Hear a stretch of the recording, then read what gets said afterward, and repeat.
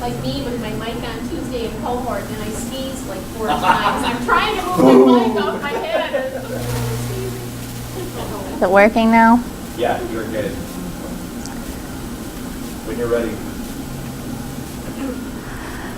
This is just an example of a way that we can take attendance with the Smartboard.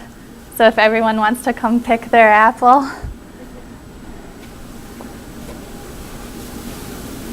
That's fine.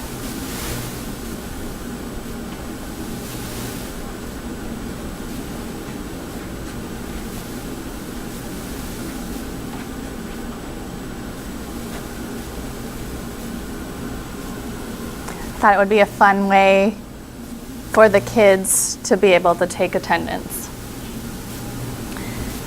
And today I'll be presenting about Alfie Kohn, and my name is Ariel Skinner. And first we're just going to give some of his biography information.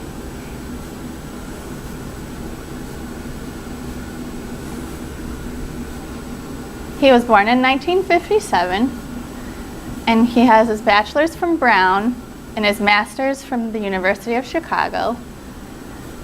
And first he taught in the high school setting and then in the college level. So he does have actual teaching experience, not just speaking. But now he is a father and a speaker and a writer. And this is his website, and it's very easy to navigate. Everything is just all right here. And all of his books, and then if you scroll down, there's information about all of them. And then all of his articles. And there's too many to even talk about. He's written many, many articles. And he's written 14 books. So, can someone please come up and move one of the boxes? And it just shows what he talks and presents about. So he speaks on education, so things for what teachers can do. Can someone else move another box? And human behavior, mostly student behavior, but also some in the workplace situations. And the last box. And also for parents. Parenting, it's mostly correlated with the student behaviors, but he can point it towards the parents as well. And now we're going to learn a little bit about what Kohn thinks about homework. So may I please have a volunteer to flip over and read one of your flashcards? More or less. More homework is being assigned even though there is no value. There's no research or data proving that homework is effective. So there's no reason to be assigning more homework when there's no positive correlation. Can someone read and flip over another? Positive effects. No evidence of academic benefit. And again, it's the same sort of thing. There's no research or evidence proving that there are positive effects to assign any homework. One more. Homework creates a second shift for our students. So our students sit all day in our classroom with us, and then they have to go home and do homework, creating a second shift of doing homework. And the last one. Negative effects. Students lose interest in learning. So when there's no teacher at home and their parents might not be able to help them, the students get frustrated and they're exhausted. They've already sat all day through school with us, but then we go home and send them to do homework alone with no help. And they lose interest in learning. It's not fun anymore. And,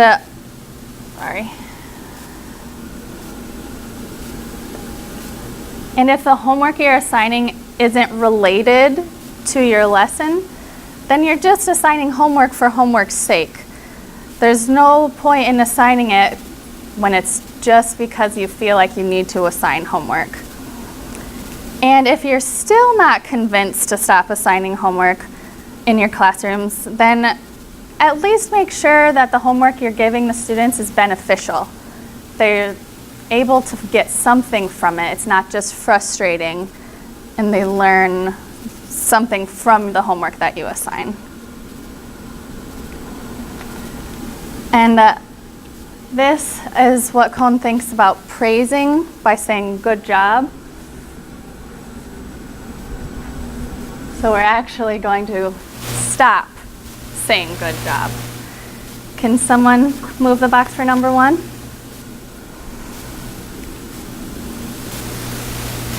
So praise, like good job, can manipulate children, and we're actually saying good job trying to reinforce that behavior that they just did instead of maybe giving praise for a good reason. We're trying to give praise to make them clean up their mess that they just cleaned up, and we say good job because we're glad we didn't have to clean it up. Can somebody move number 2? So praise sometimes creates children that are praise junkies, and it increases the student's dependence on the teacher instead of actually boosting their self-esteem. Number 3.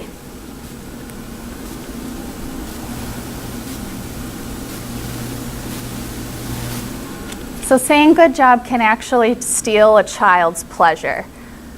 When we tell them good job, we're telling them they need to feel proud. They need to feel happy about their work instead of letting them feel their own emotions. And one more.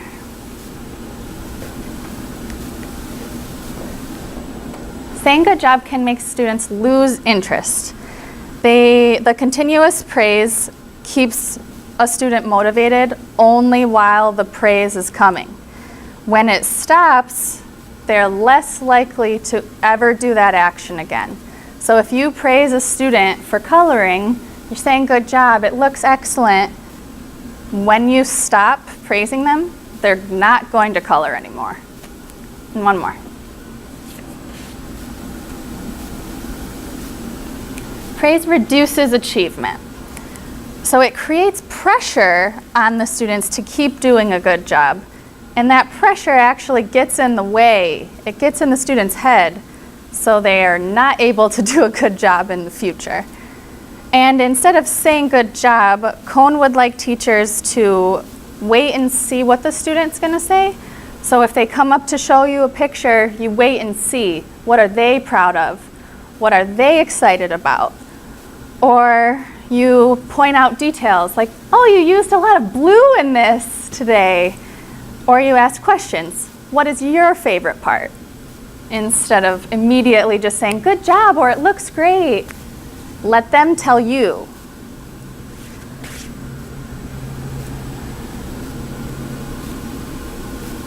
Kohn also doesn't like grading, but I'm going to let him tell you a little bit.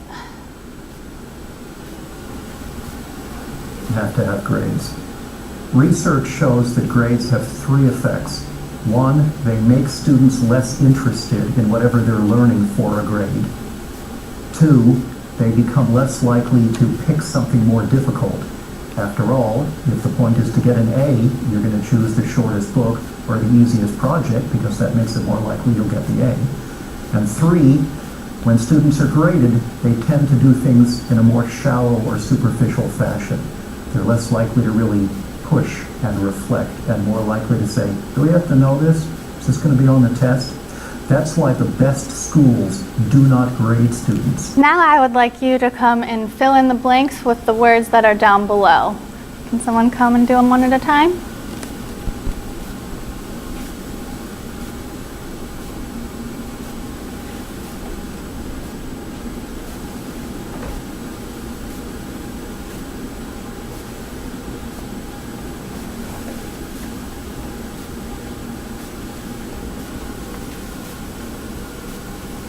It's the same sentence.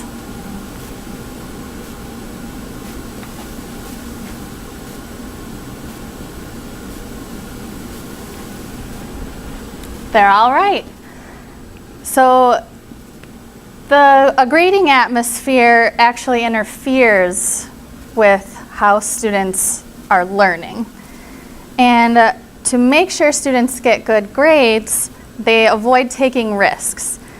It makes sense to make a choice of the easier book because it's almost guaranteeing an A. And instead of reading to learn something new, students read to find the answers. They're not interested in learning, they're interested in getting a good grade on the test.